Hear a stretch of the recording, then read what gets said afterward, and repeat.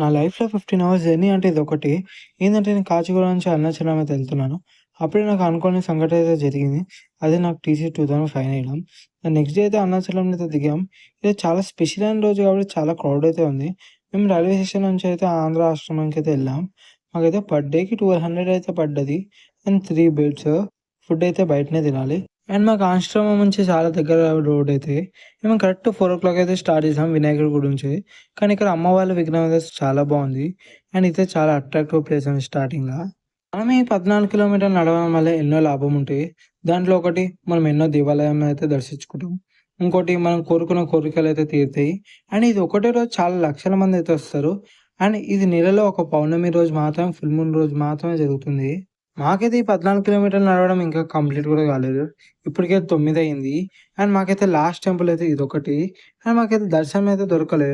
But మేమైతే return ఎళ్ళిపోతాం. మళ్ళీ పొద్దున దర్శనం చేసుకుంటాం. అండ్ ఇంకా చాలామంది అయితే కంప్లీట్ చేస్తుర్రు. అండ్ నెక్స్ట్ వీడియో అయితే చాలా బావుంటుంది. మిస్ చేయకండి.